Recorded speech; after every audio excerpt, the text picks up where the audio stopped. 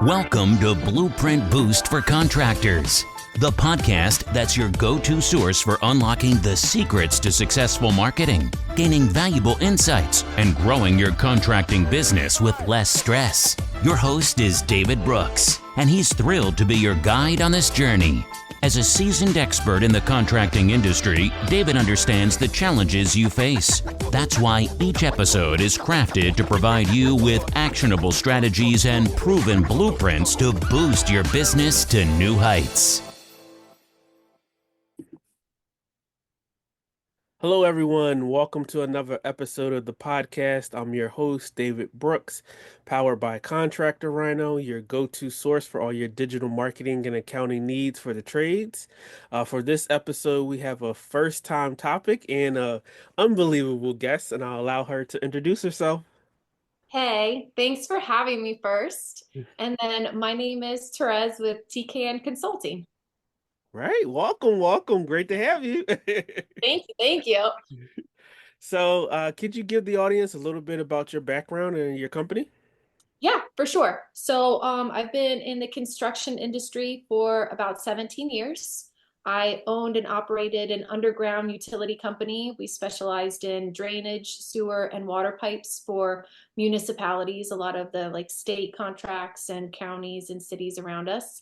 And then I actually sold that company a couple of years ago and started doing consulting for contractors or construction businesses. I help them with their employee management, and I help them implement policies and procedures to cut expenses, to keep the crews productive, and to basically just build that foundation and structure for their business. Excellent. That's a good background information for us to have. Thank you. So you've taken that step, you've taken that journey, you're going in and you're helping businesses. What are some the common things that you see that, if they work with you now, as we were just talking a minute ago, sooner than later, what kind of headaches could they avoid? Oh, the headaches, it's crazy, or it's not crazy. It's understandable that a lot of contractors don't even think about having a handbook in place or a safety manual or even just policies to maintenance equipment or take care of their trucks. They usually don't think about these things until things are neglected or projects are falling behind or equipment is falling apart, lots of repairs. And so to have some sort of system in place, a structure, like a foundation, so the employees have the expectation of what needs to be done and what needs to be taken care of, it just keeps the system running smooth. You know what I mean? When everybody knows, when everybody has clear expectations, your company will just run so much smoother. It just takes the headache, honestly, right off of your plate. Mhm. So, yeah. Yeah, and that's, you really want to be able to avoid, circumstances and situations that are just going to give you that, that migraine that you're so not looking forward to, right? You want Oh yeah, you want to be for able to, sure. yeah, like you Oh yeah, don't get that. the days I remember getting to the yard and two trucks won't start, a piece of equipment is leaking oil, and you're just like, I don't understand. And nobody knows what happened. You know what I mean? Nobody, every employee's like, I didn't touch it last. So, and then if you don't have something in place or again, an accountability system, again, as the owner, you're the one standing there having to grab the wrench and fix everything. And it's just, it slows your day down. Mhm. So, And when we think about, like, just the organizational clog, you have your small, medium size and large size businesses. So, with you coming in and providing that help, how can, a small to medium sized business actually take what you're going to be able to help them with and actually implement it? oh, I help them. I help them with all of it, honestly. So, we'll create the policies tailored to their company, and then I'll review it with the contractor themselves, and then I'll teach them actually how to implement it, and then I will teach them and coach them on how to keep the process going. You know what I mean? Because it sounds great. Like, oh, great. Now I have a handbook. Super. You know what I mean? Like, this is a great piece of paper for everybody to sign and forget about after our yearly company meeting. So it's one of those, I teach them certain steps to take to ensure every month that their employees are focused, that they're focused on keeping the company standards and, you know, basically completing the tasks that are assigned to them. Mhm. That's great that you're able to offer that and provide that kind of value, because you know being able to hold their hand and walk them through it along the way is Yeah. very valuable. Well, yeah, because again, there's so many things out there where they just like, oh, here, figure it out. But at the Mhm. end of the day, at least 99% of the contractors that I work with, they're busy. They Mhm. do not have time to worry about to create these policies, to even try to implement them. So if I have that, have a streamlined system for them that, you know what I mean, I can literally just help them get it into their business. Mhm. So. That's great. And what kind of feedback have you received since they've implemented and used, you know, your help to be able to get this done? Thankfully, like everything, good feedback. You know, I haven't had anybody throw anything at me yet. So I mean, you know, I'll take it. So honestly, a lot of them are just extremely happy with how organized their projects are going, how organized their crews are, the distinction between the leadership roles and the laborer roles, and just kind of, and then cutting expenses is one of the biggest things, because when you're running efficient, you're making more money. You know, when you have your system down to a T, you know what I mean, like you're not being as wasteful. And sometimes like teaching that to contractors is not my favorite. I usually get a lot of slack, like a lot of like pushback with that one. Like, we are efficient. And I was like, I understand you're making money, but you could be making more money. And I'm like, I want to help you with that, you know? And so, but you know, like any business owner, it's like it's hard to see, you know, where we can improve unless something new is brought into your perspective. So I love how you preference that, and he said we are making money, but like you could be making more money, right? yeah, and I mean, again, yeah, it's one of those. It's like making money is the end game or the goal of all of us. That's why we do this. I mean, I know a lot of contractors just like to build stuff and then play with the Tonka toys. You know what Yeah. I mean? Having a big excavator is always fun. And so, but yeah, I mean, at the end of the day, keeping the systems in place and making money is what we're here to do. So, That's yeah. great. And how does this also help with employee retention too as well? Because I know that's another hot topic going around the industry. Oh, yeah. Employee retention is probably the most frustrating thing that my contractor, like I'm sure, like you said, it's just one of those things. It's a very, I don't even, it's a very, I don't know the right word. It's a very like soft, not soft, but a very fragile. That's what I'm looking for. Sorry, fragile. It's a very fragile like system dealing with employees and keeping them. And again, I think a lot of turnover employees is lack of responsibility. Like, what are they supposed to be doing? Mhm. And I've run into this where, you know, a few contractors, they're just like, the guys come, they work for 3 weeks and then they quit. And I was like, well, what was their onboarding process like? What were their expectations? What were you expecting them to accomplish? And they're like, oh, well, we just needed them to be out there to help. And I'm like, yeah, that doesn't, like, people don't like that. I feel like everybody, or even as an employee, everyone wants to know what's expected of them. And so if you can get that in place, I feel like you'll be able to retain employees because they know, or they may just be like, oh, I don't like doing asphalt. You know, I feel like asphalt is like the biggest one because once they get out there, they're like, oh my gosh, this is terrible. No offense, asphalt contractors, we love you, but like, you know what I mean? Like it's definitely tricky. And then I think as the owner of the business too, you have to always remember that your employees are people and they're humans. We all have bad days. and you have to keep your heart open and help people along the way as well. So, No, well said, well said. Really helping people along the way, putting systems and processes in place to be able to make sure that they have a good onboarding experience. And we know it's tough. You're running a business, you have a lot of different moving parts and things going on, but having some thing in place or some kind of roadmap of here's how week one is going to go, and then week two, and then week three is going to yeah, be able to kind of set the expectations right from the door. yeah, for sure. 100%. hmm Now, another hot topic that we could think about is employee development.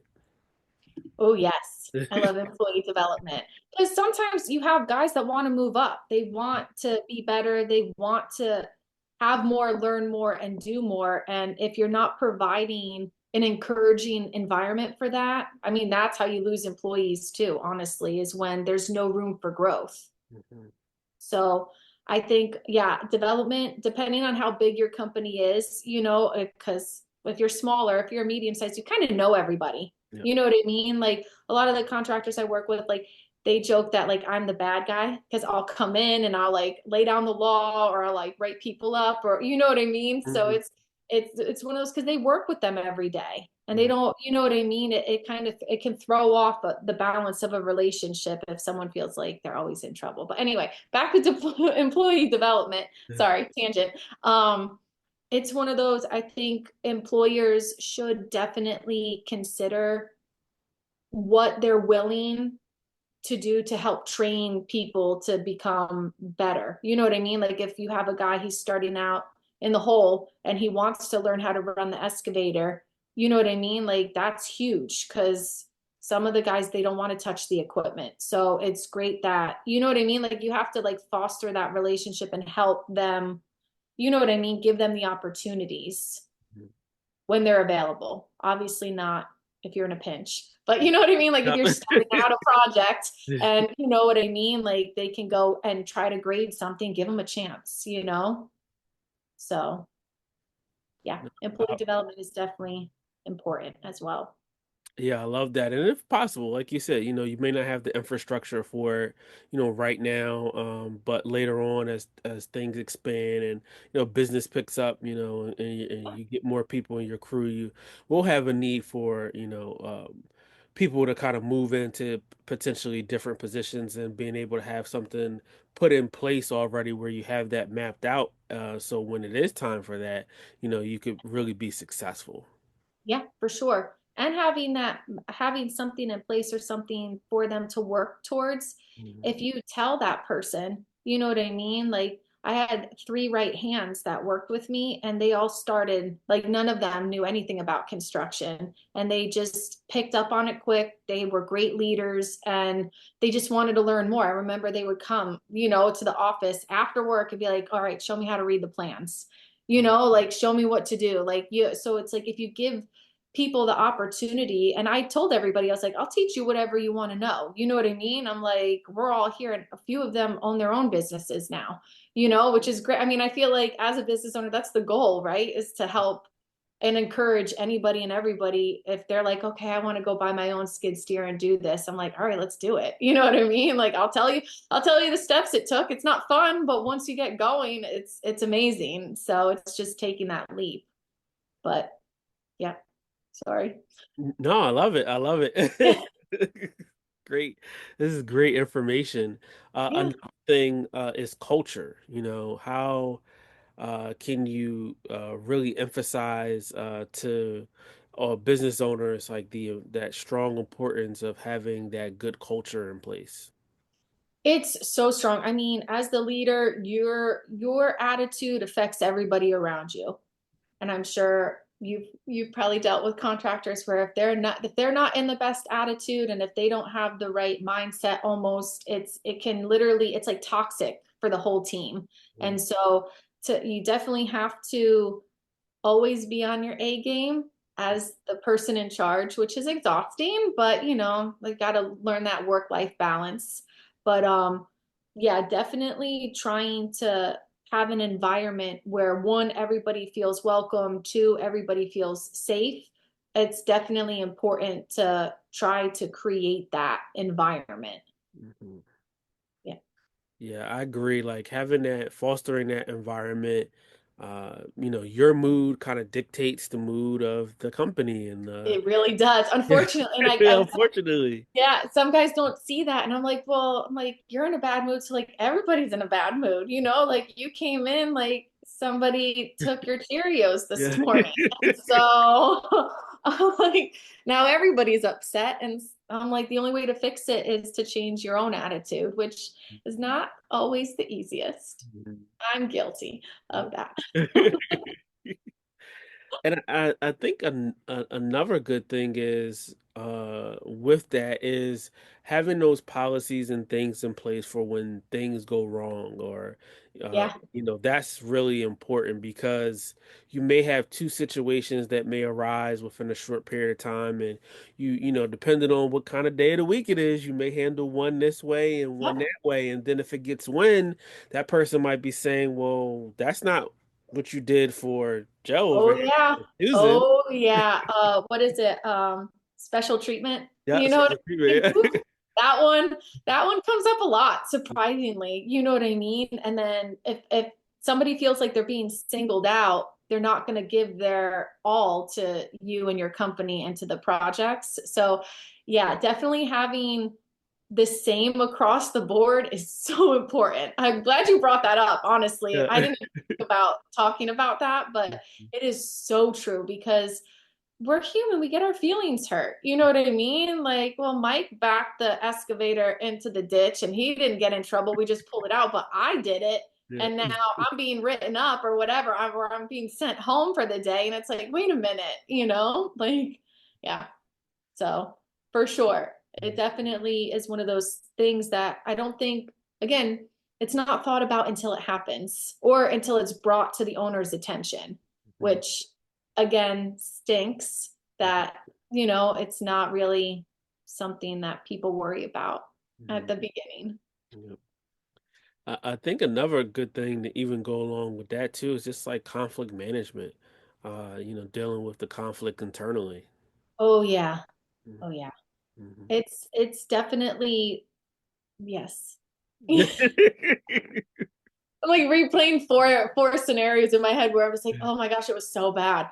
So you know what I mean? Like, and it's like it's always over like little things. But you know what? Not everybody gets along. And different personalities clash. And as the owner, if you can separate those personalities and keep the peace, like different crews are great, because sometimes people just can't work out their differences. I don't, whether it's from other life experiences or just not being, you know, a certain type of person. I'm not really sure, but yes, the internal fighting can escalate quickly. I'm sure you've heard horror stories. I know horror stories. You know what I mean? Like lots of threats and like showing up at people's houses. And I'm like, you can't act like you don't get to act this way. You know what I mean?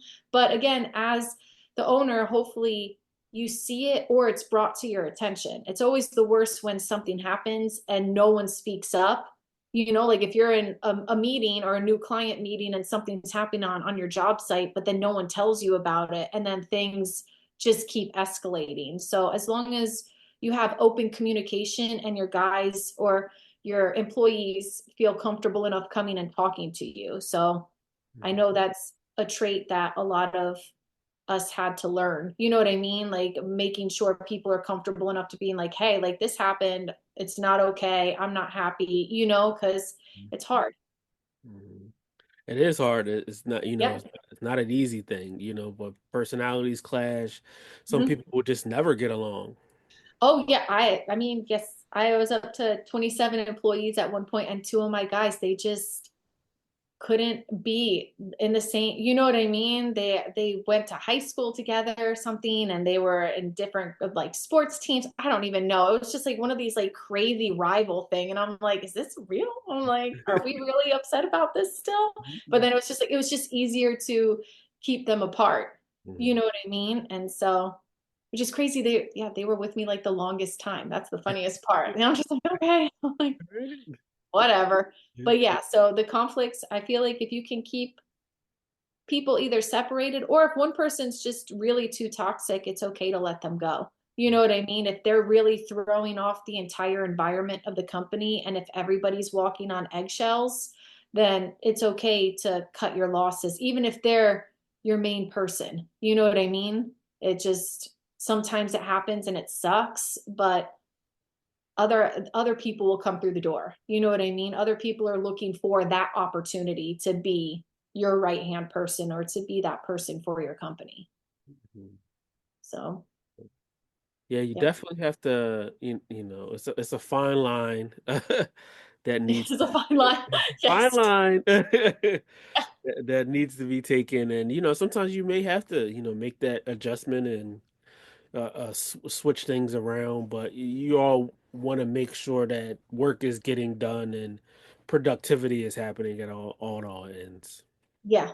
And again, having something in place to keep the guys reminded of that. It's like you're here for work. Like keep the drama for after hours or on the weekends, or if you really need to be upset about it, but not when you're working, not when you're here on my time, using my equipment, trying to get projects completed and us trying to make money. Yeah, correct, correct. Our last one that I wanted to cover is, what are some of the early warning signs that a company may run across that they need to be watchful for? And it could just be one or two that they need to say, whoa, I need to get this in place like yesterday. Early warning signs? Oh man, I know the late warning signs. Yeah. So when stuff's already sideways and they're just like, oh my gosh, like what am Or I we supposed could go late. to do? Exactly. So like, ooh, the early warning sign, that's a good one. I mean, early warning signs, it sounds uh, whatever, like probably tension. I would definitely look for tension if the owner's feeling tension, and that like it's like a weird stress where you're just like, oh my gosh, like, or if things feel super chaotic and you're just like, I just, and then when you start missing little things, those would probably be the two. Like if you start to feel like everything's kind of out of control, or it's starting to spiral into that, which again, it's usually too late because we don't really see the signs until it's like, uh-oh. But if they can kind of see, okay, like this project's not going the way I want to, that, these guys are not doing what they're supposed to, if they can kind of see that and take a step back and be like, okay, I really need to figure out how to get organized. And then, yeah, just, and then, again, if projects really start falling behind, you know what I mean? And if the writing's on the wall. But again, this is one of those touchy things, like we talked about. This is a hard thing for contractors to grasp, usually until something goes wrong, unfortunately, because they're not thinking about it. We're here, we're working, things are moving, money's coming in, projects are getting done. But at the end of the day, you know what I mean? Like things can always be more efficient. So with all of us, including myself, you know what I mean? So it's like everything can always be more efficient. So yeah. Yeah, I agree on that. If it's always room for improvement, right? It's Oh always, yeah, definitely. If you're not learning, you're not growing. no, I I agree. mean, you gotta, yeah, it's one of those things. Well, that was excellent information. We always like to try to end off on just some, you know, quick tips that business owners can keep in mind. And then where can they find you at? Okay. Quick tip is, I mean, an easy way or to hold your guys accountable, host monthly meetings. You know Mhm. what I mean? Just quick, even if it's like a toolbox talk, if you're not doing something, just a quick get together, a good morning, grab some donuts, have everybody stand around and just remind them what they're here for and what the goals are. So that would be my quick tip. And then what was then to find me. Yes, come find me. I'm yeah, at TKN_consulting on Instagram, or then tknconsult.com. Excellent. Perfect. Perfect. Well, we enjoy having you on. Yeah, thank you so much for having me. This was awesome. Yeah, you're welcome. No problem. Well, everyone, thanks for tuning in to this episode. Make sure you check her out, follow her on Instagram, watch the videos, and listen to the podcast for the next episode. Thanks. Thank you for tuning in to another episode of Blueprint Boost for Contractors. We hope you found today's insights and strategies valuable for your contracting business. If you enjoyed the episode, don't forget to hit that subscribe button and please leave us a review. Your feedback helps us bring content that truly matters.